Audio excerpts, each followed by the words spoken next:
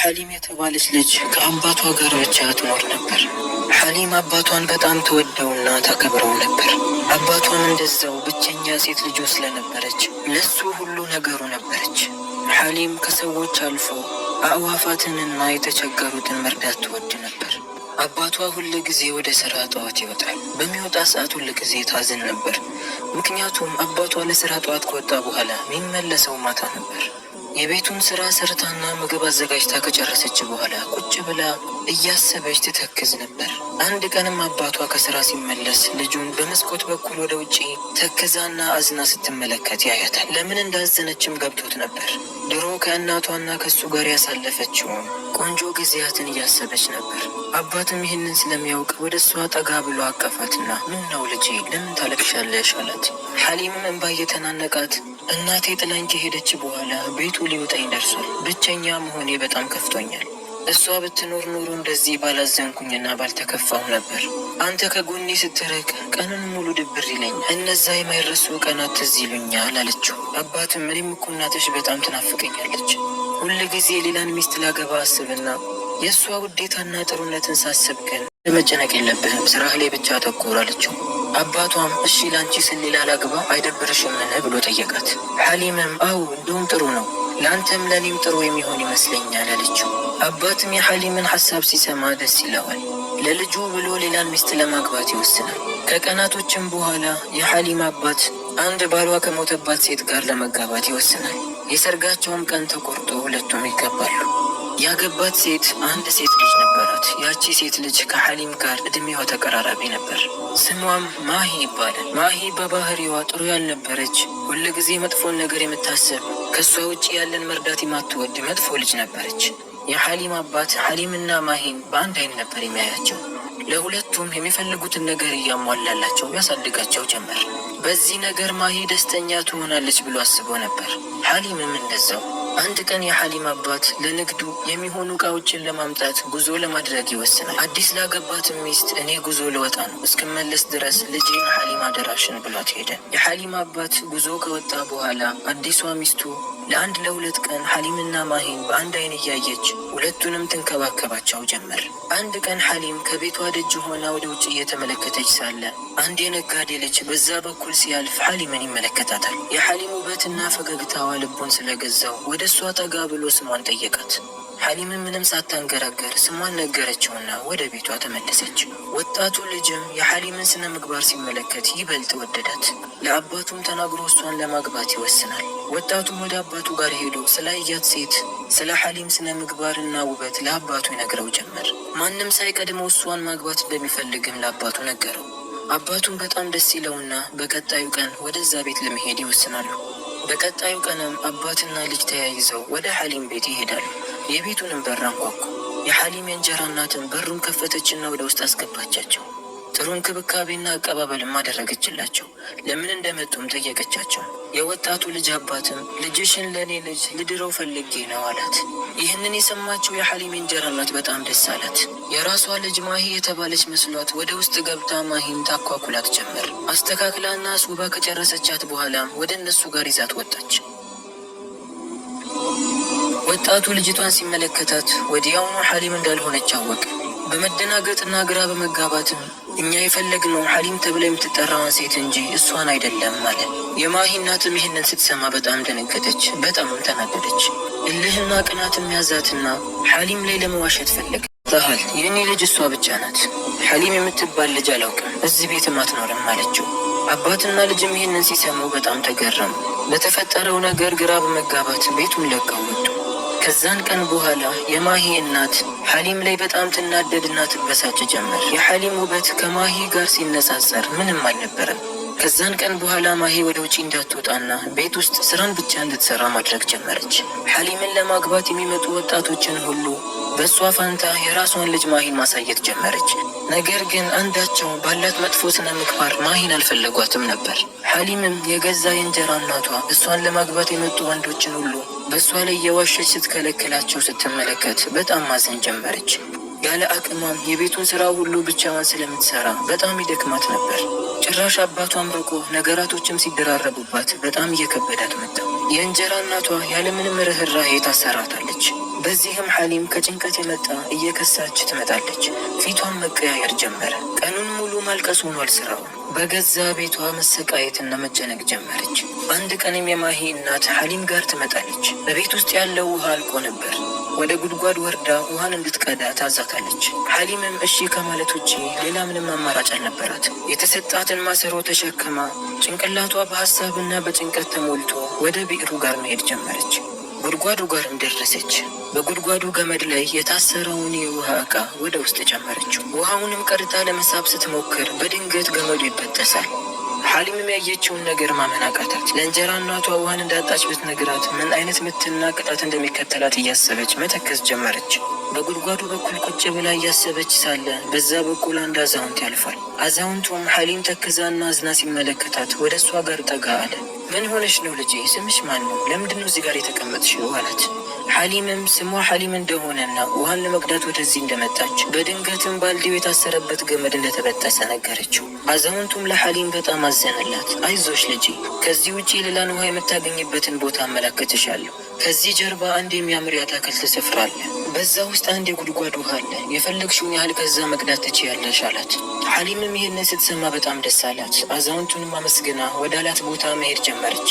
ወደ አትክልቱ ስፍራም ስትገባ አዛውንቱ እንደነገራት በአትክልቱ ስፍራ መሃል በጣም የሚያምር የጉድጓድ ውሃ ነበር። ወደዛም ጠጋ ብላ የፈለገችውን ያህል ቀዳች። በስተ መጨረሻም ውሃን በማግኘቷ በጣም ደስ ብሏት ወደ ቤቷ መመለስ ጀመረች። ወደ ቤትም እየተመለሰች ሳለ በመንገዷ ላይ አንድ የቴምር ዘንባባ እሷን ይጠራታል። ድምፁንም ወደ ሰማችበት አቅጣጫ ስትዞር የቴምሩ ዘንባባ አንቺ ልጅ ሆይ እባክሽ ከያዝሽው ውሃ የተወሰነን ስጪኝ፣ በጣም ጠምቶኛል አላት። ሐሊምም ምንም ሳትግደረደር ከያዘችው ውሃ የተወሰነውን በቴምሩ ላይ አፈሰሰችው። የቴምሩ ዘንባባን በጣም ደስ ብሎት በጣም አመሰግናለሁ፣ ጸጉርሽ እንደ ቴምር ዘንባባ ይርዘም አላት። ሐሊምም በሰማችው ነገር በጣም ተደስታ ወደ ቤቷ መመለስ ጀመረች። በመንገዷ ላይም አሁንም አንድ ድምፅን ትሰማለች። ወደ ሰማችው አቅጣጫ ስትዞር አንድ ቀይ ጽጌረዳ ነበር። አንቺ ልጅ ሆይ እባክሽ ከያዝሽው ውሃ ጠጪኝ፣ በጣም ጠምቶኛል አላት። ሐሊምም ምንም ሳታንገራግር ከያዘችው ውሃ የተወሰነውን ለአበባው አጠጣችው። አበባውን በጣም ደስ አለውና በጣም አመሰግናለሁ፣ ጉንጭሽ ቀይ ይሁን አላት። ሐሊምም በጣም ተደስታ ወደ ቤቷ መመለስ ጀመረች። አሁንም በመንገዷ ላይ አንድ ድምፅን ሰማች።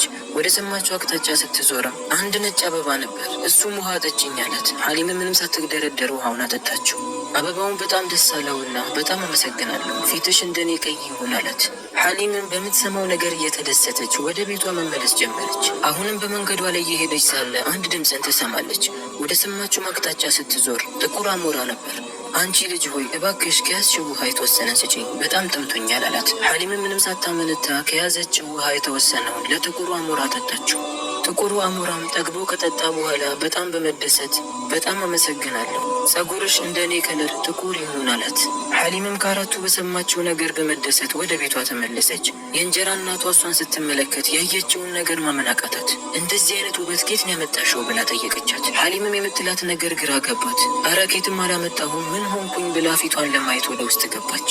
ወደ መስታወት ጋርም ሄዳ ፊቷን ስትመለከት ሐሊም ራሷ ባየችው ነገር በጣም ተገረመች። ፊቷ በጣም ነጭ የነበረ፣ አገጮቿ ቀይ፣ ጸጉሯ እንደ ቴምር ዘንባባ ረጅም እና እንደ ጥቁር አሞራ ደግሞ ጥቁር ነበር። በመስታወት የምታየው መልክ ራሷ እንደሆነች አላመነችም። ለብዙ ሰዓታትም መስታወቱ ጋር ሆና ደጋግማ ፊቷን ትመለከተው ጀመር። ከመጠን በላይ ውብ ሆና ነበር። የሐሊም የእንጀራ እናት ባየችው ነገር በጣም ተገረመች። በእሷ ውበት እሷም ፈዛ ቀረች። ውሃ ልታመጣ በሄደችበት ነው እንደዛ የሆነችው ብላ አሰበችና የራሷን ልጅ ማሂ ወደዛ ልትልካት ፈለገች። ማሂንም ጠራቻትና ሂጂ እንደሷ ውሃ ይዘሽ ነይ፣ አንቺም ቆንጆ ትሆኛለሽ፣ ቶሎ በይ ደርሰሽ ነይ አለቻት። በመጀመሪያ ግን ማሂ ፈቃደኛ አልነበረችም። እኔ አልሄድም አለች። እናቷ ግን በግድ ውሃ ሳትይዢ ቤት እንዳትመጪ ብላ ከቤት አስወጣቻት። ማሂም በጣም ተናዳ የውሃውን ዕቃ ይዛ ወደ ጉድጓዱ ጋር መሄድ ጀመረች። ጉድጓዱ ጋር ስትደርስ የጉድጓዱ ገመድ ተበጥሶ ነበር። በጣም ተናደደች። ተናዳም ጉድጓዱ ጋር ቁጭ አለች። ሐሊምን በመጀመሪያ የረዳት አዛውንት ወደ ማሂ ጋርም መጣ። ወደ እሷ ጋርም ጠጋ ብሎ ምን ሆነች ነው ልጄ? ስምሽ ማን ነው ብሎ ጠየቃት። ማሂ ከሰው ጋር መግባባት አትችልምና ምን አገባ ስሜ ምን ያደርግልሃል?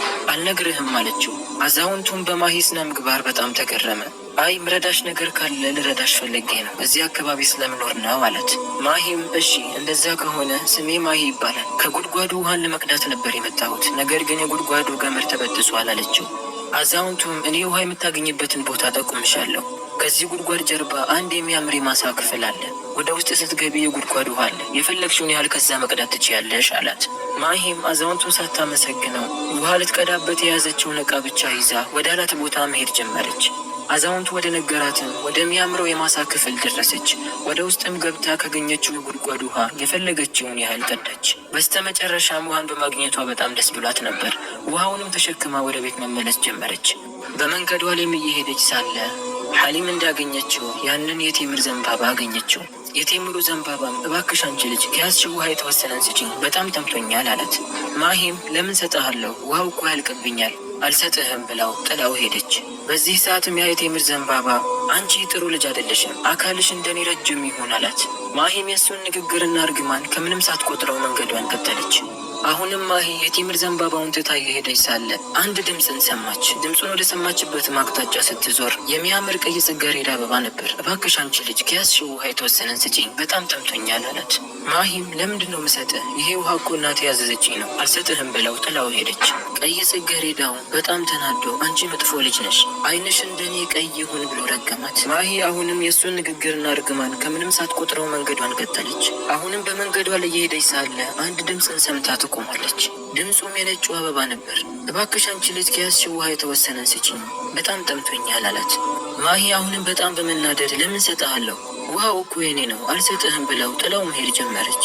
ነጩ አበባም በማሂ ስነ ምግባር ተናዶ አንቺ በጣም መጥፎ ልጅ ነሽ፣ ጸጉርሽ እንደኔ ነጭ ይሆን አላት። ማሂ አሁንም ለሶስተኛ ጊዜ የሰማችውን እርግማን ከምንም ሳትቆጥረው እየተገረመች ወደ ቤቷ መመለስ ጀመረች። በስተ መጨረሻም ያን ጥቁር አሞራ አገኘችው። ጥቁሩ አሞራ እባክሽ ከያዝሽው ውሃ የተወሰነ ስጪኝ፣ በጣም ጠምቶኛል አላት። ማሂም በጣም ተናዳ ውሃ ከጠማ ሄደህ መጠጣት ትችላለህ፣ እኔ አልሰጥህም አለችው። ጥቁሩ አሞራም በጣም በመናደድ አንቺ መጥፎ ልጅ ነሽ፣ ፊትሽ እንደኔ ጥቁርና አስቀያሚ ይሆን አላት። ማሂም እርግማኖች ሁሉ ተደራርበውባት ወደ ቤት መመለስ ጀመረች። ወደ ቤትም ተመልሳ እናቷ በሩን ስትከፍትላት ባየችው ነገር እናቷ በጣም ደነገጠች። ማሂ ሙሉ ለሙሉ ተቀይራ ነበር። ቁመቷ እንደ ቴምር ዘንባባ ረጅም ሆኖ፣ ጸጉሯ እንደ ነጭ አበባ ነጭ ሆኖ፣ እንደ ጽጌረዳ ደግሞ ዓይኗ ቀይ ሆኖ፣ መልኳ ደግሞ ሙሉ ለሙሉ እንደ አሞራው ጥቁር ሆኖ ነበር። እናት ያየችውን ነገር ማመን አቃታት። የሐሊም አባትም ከስራ ወደ ቤት ተመለሰ። ማሂም በጣም ደስ ብሏት ውስጧ ላይ የያዘችውን ብሶት ለአባቷ ነገረችው። እሱ ስራ ከወጣ በኋላ የእንጀራ እናቷና የእሷ ልጅ ምን ያህል እሷ ላይ ግፍ እንደሰሩና እንዳሰቃዩት ነገረችው። የሐሊም አባት ይህንን ሲሰማ የእንጀራ ሚስቱን ፈቶ ለማባረር ጊዜ አልፈጀበትም ነበር። ወዲያውኑ ፈታትና ከነ ልጇ ከቤት አባረራት። ሐሊምን በጣም ተደሰተች። አንድ ቀንም ከአባቷ ጋር በገበያ ላይ የተዘዋወረች ሳለ በመጀመሪያ ቀን የተመለከታት ያንን ወጣት ታገኘዋለች። ወጣቱም ሐሊምን እንደተመለከታት ወዲያውኑ አወቃት። ሐሊምም እንደዛው እንዳየችው ነበር ያወቀችው። እስከዛን ቀን ድረስ ያ ወጣት አላገባም ነበር። ሁል ጊዜ ሐሊም ጭንቅላቱ ላይ ትመላለስ ነበር። ወዲያውኑ ለአባቱ ሐሊምን እንዳገኛት ነገራትና እሷን ማግባት እንደሚፈልግ ለሐሊም አባትም ነገሩት። የሐሊም አባትም ከእሷ ጋር እንዲጋባ ወሰነ። ሐሊምን በስተመጨረሻ የሚወዳትንና የምትወደውን በማግኘቷ በጣም ደስ አላት። የዛሬው ታሪካችን ሆይ ከታሪኩ ትልቅ ትምህርትን